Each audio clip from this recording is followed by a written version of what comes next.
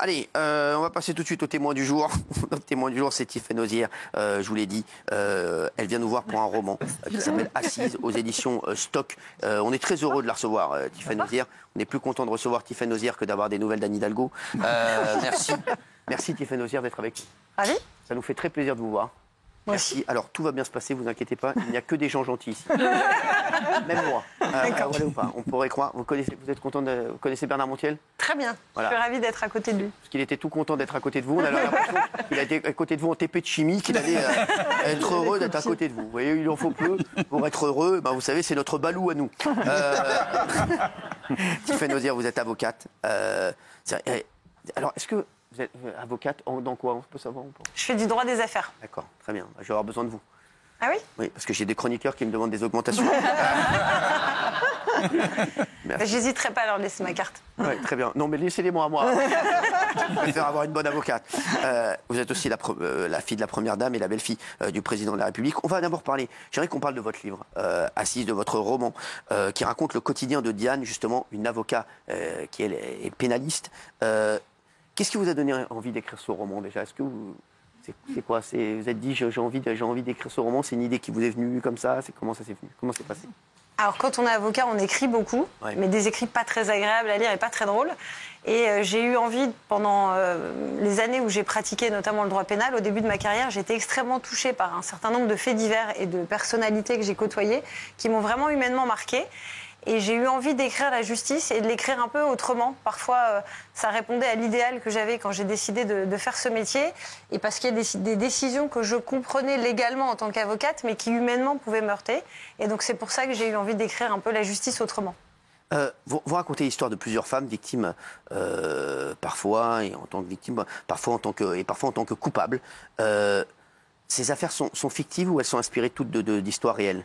Je me suis vraiment inspirée de faits réels et de personnes qui m'ont marquée, parce que souvent, la manière dont on parle de la justice, c'est des faits divers. Et en réalité, dans un tribunal, on ne juge pas des faits, on juge des personnes. Et j'avais envie d'amener le lecteur avec moi qui se pose la question en se disant, mais si j'étais cette victime, si j'étais cet auteur, si j'étais l'avocat, est-ce que je défendrais tout le monde? Et si j'étais juge ou juré, ce qui peut arriver n'importe qui parmi nous, et ben, comment je déciderais, comment je jugerais? Et donc pour moi, c'était important de s'inspirer de faits réels. En tant qu'avocat, justement, qu'est-ce que vous pensez de la justice française? Ici, dans cette émission, on dit souvent qu'on marche sur la tête. Qu'est-ce que vous en pensez, vous, en tant que Tiffaine Auzière, avocate? Je pense en tant qu'avocate, vous en pensez quoi? Moi, en tout cas, c'est l'idéal pour lequel je me suis engagée, c'est la justice. Maintenant, quand on est... quand on a un idéal, il ne faut pas être naïf. C'est-à-dire que je pense qu'on a la chance d'avoir une justice qui fonctionne. J'avais fait un micro-trottoir où j'interrogeais les gens en leur demandant qu'est-ce que vous pensez de la justice. Et notamment, beaucoup disaient on a la chance en France, par rapport à d'autres pays, d'avoir une justice qui fonctionne, avec notamment une séparation des pouvoirs, où vraiment le juge a toute sa place dans la société. Maintenant, il y a évidemment, comme toute institution, des choses qui peuvent être améliorées. Je pense notamment à la question du délai des procédures. Exactement. C'est vrai que ça, c'est quelque chose sur lequel on revient très très souvent ici et qui est vraiment, qui est vraiment un énorme problème. Vous avez décidé de raconter seulement des affaires qui concernent des femmes. C'est volontaire? Oui, parce que je vous ai dit, je me suis inspirée de personnes qui m'ont marquée et notamment, il y a beaucoup de femmes qui m'ont touchée. Pourquoi? Parce que, au-delà de leur histoire judiciaire, ce qui m'a marquée, c'est les parcours et la résilience. Le titre, voilà, c'est Assise, mais c'est aussi des femmes qui se sont relevées. Et c'est ça qui m'intéressait, parce que ce soit des victimes ou des auteurs, de considérer que le tribunal, c'est pas la fin, mais au contraire, ça peut être le départ pour un nouveau départ. Alors, vous vous attardez particulièrement sur l'histoire de Laura. Laura, une femme qui a tué son conjoint violent. Et ça, c'est un sujet qu'on a énormément traité ici. Et à chaque fois, moi, je me suis fait tomber dessus. Justement, d'ailleurs, j'aimerais avoir votre avis, parce que j'étais... moi, je ne vais pas dire que je cautionnais, mais je comprenais et je disais qu'à un moment, j'étais plus du côté... Voilà, j'étais plus du côté de la coupable que de la victime. J'ai l'impression que c'est que vous êtes un petit peu comme moi, dans votre livre. C'est un roman. Oui, c'est un roman. Voilà. Tout à fait. Non, ce qui est intéressant, justement, c'est que oui, je me suis fait tomber dessus et moi, j'avais ce point de vue. Et dans le livre, l'enjeu, justement, c'est d'amener le lecteur à se dire, moi, si j'avais été cette femme à ce moment-là, à cet instant de vie-là, dans cette cuisine, qu'est-ce que j'aurais fait avec ce couteau? Et si demain, je devais la juger, ce qui peut nous arriver à tous, qu'est-ce que je ferais? Ouais, Voilà. ouais. Et après, ça, je pense que c'est aussi toute la beauté d'une cour d'assises, qui est des jurés populaires, c'est-à-dire qu'on est jugé par ses pairs et on a tous chacun un avis qui peut être différent sur le sujet. Moi, le mien, il est très tranché là-dessus. Et voilà, je ne changerai pas d'avis. Franchement, non, mais c'est vrai que voilà, non, mais voilà, là, on parle encore de la justice, et c'est vrai que parfois, il y a des décisions de justice qui nous font bondir ici, dans cette émission, voilà, et très souvent. Est-ce que vous trouvez que les violences faites aux femmes sont correctement prises en charge aujourd'hui? Alors je pense que si on parle des chiffres, on peut parler des chiffres des féminicides. Eh ben, ils sont en baisse. Voilà, mais on sait qu'à partir du moment où tant que le chiffre n'est pas zéro, ce sera de toute façon toujours trop. 134, Je parle aussi des violences faites aux enfants, c'est-à-dire quand on sait ce que subissent les enfants, le nombre d'enfants qui décèdent par semaine des coups de leurs parents. Je veux dire, tous ces chiffres-là, c'est toujours beaucoup trop. Maintenant, je pense que l'arsenal juridique a été renforcé. Et quand je parle de l'arsenal juridique, vous avez les téléphones grand danger, les mesures d'éloignement, les délais de prescription qui ont pu être rallongés. Vous avez tout un tas de choses qui ont été faites.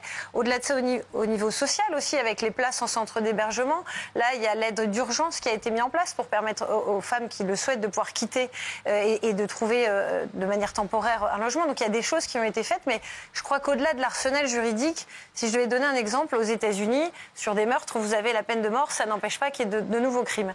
Et je pense qu'on peut renforcer l'arsenal juridique, ça a été fait, ça continue de se faire, mais il y a un sujet au-delà de ça qui est éducationnel sur le rapport qu'on a tous à la violence et le rapport aussi, et l'éducation dans le rapport des hommes vis-à-vis des femmes. 55 féminicides depuis début 2024, c'est bien sûr inadmissible, c'est un chiffre qui nous fait tous bondir. Tiffany Ozière, est-ce que vous êtes la fille de Brigitte Macron, est-ce que votre vie a complètement changé depuis 2017? Est-ce que votre vie, c'est plus la même? Est-ce que vous êtes... ou est-ce que vous j'ai l'impression, à chaque fois que je vous vois, en télévision, quand je vous vois, j'ai l'impression que ça glisse sur vous, vous êtes complètement imperméable à tout ça, que vous faites votre vie, que vous vous en fichez totalement de ce que peuvent dire les gens. C'est ce que j'ai comme impression.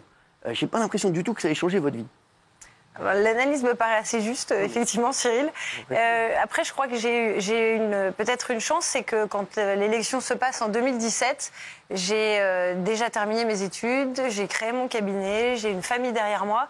Donc je pense que tout ça, c'est des garde-fous pour continuer à vivre de la même manière que je le faisais avant, finalement. Moi, je vais vous raconter une anecdote, moi, qui est sur Emmanuel Macron. Une anecdote que je n'ai jamais racontée. Je crois que je n'ai jamais raconté ça. Il m'arrive un truc de fou. Un jour, je rentre d'un prime time. Je rentrais, à l'époque, on faisait des prime time, on avait énormément d'argent. Et je rentre d'un prime time et j'ai un SMS d'un monsieur qui me dit, voilà, on a un ami en commun qui m'a donné votre numéro, je suis Emmanuel Macron, etc. Je suis aux finances. Bon, je savais qui c'était quand même, je n'étais pas quand même un abruti total. Et il me dit, voilà, là, ça y est, là, je vais me présenter aux élections. Je veux être président de la République. Et moi, je me rappelle, je lui avais répondu, on était en 2015, je crois, ou 2016. Et je lui dis, donc c'est quoi? C'est pour 2024 2022? Je dis, c'est pour 2022. Il me dit, non, c'est pour 2017. Je dis, ah bah, vous avez de l'espoir. Je vais réussir. Si, je vais y arriver en 2017 et tout. Je dis, ah bah écoutez, franchement, déjà, c'est fort de dire que vous allez y arriver. Voilà. Et c'est vrai qu'il m'avait dit qu'il y croyait déjà pour 2017. Alors, en termes de notoriété et tout, c'était un truc de fou. C'est-à-dire que il a été pas, voilà, vitesse. et c'est un truc de fou. Donc c'est vrai qu'en 2017, c'est pour ça que je vous raconte cette histoire parce que c'est vrai que c'est arrivé très soudainement. C'est-à-dire qu'il n'y a pas eu, voilà, c'est-à-dire que 2017, ça s'est joué en 6 mois. Ça a été vraiment en 6 mois, on a vu le déferlement. Mais c'est vrai qu'avant, moi, je vous dis, à un moment, j'ai dit non, mais j'ai failli lui dire réoriente 3 vers autre chose. Voilà, j'aime beaucoup, mais voilà. Il était inconnu. Non, mais c'est vrai que c'est fou. Donc c'est vrai que ça a été très soudain, en fait. C'est pas comme. Il y a des la carrière politique. Macron, elle a été fulgurante. C'est vrai. Ah bah oui. Tandis qu'il y a des, voilà, il y a des, et donc vous, c'est du jour au lendemain comme ça, vous avez continué votre vie tranquille. Oui, et puis après, je crois, le jour où il nous a parlé de ses projets, de son choix, il a eu la délicatesse de demander aux membres de la famille ce qu'ils en pensaient, parce qu'il avait conscience que ça pouvait être un bouleversement. Et je me rappelle avoir eu une discussion avec ma sœur qui m'avait dit « Tu crois que ça va le faire ?» Et j'ai dit « J'ai aucun doute ». Ah oui, c'est vrai. Ah, vous aussi. Ouais. Vous auriez dû m'envoyer un SMS. Je vous aurais dit, non, mais c'est vrai que c'est un truc de fou parce que aujourd'hui, les gens, est-ce que vous mettre dans votre travail, est-ce qu'ils vous voient comme une avocate, voilà, ou est-ce qu'il y a des gens qui vous parlent de votre maman, de votre père, ou pas du tout?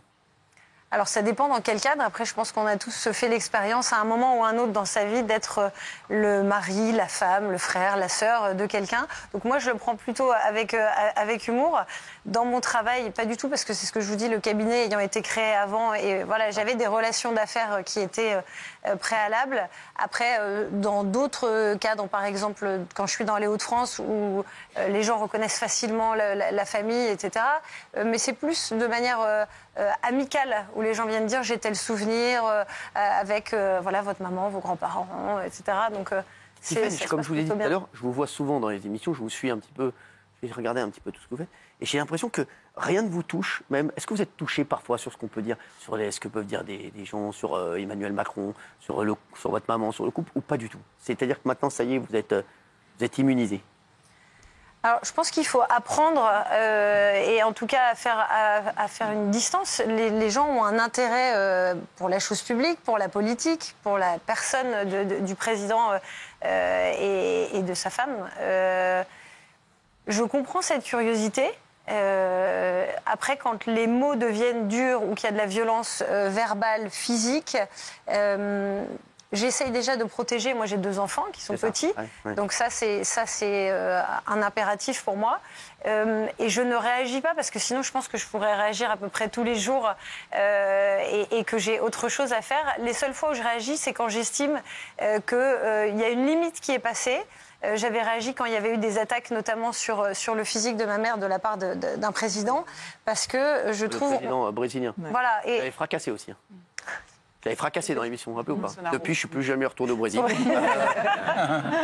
Terminé. Vraiment. Voilà, cette fois-là, j'étais intervenue parce que ça m'avait marqué, et notamment parce qu'on parlait d'éducation et du rapport à la violence. Et je pense que si on demande aux gens d'être exemplaires, il faut que les élites et les présidents le soient. Voilà. Lui, c'est quand même... Il est spécial, lui, il ne faut même pas en faire cas. Moi aussi, je l'avais fracassé ici.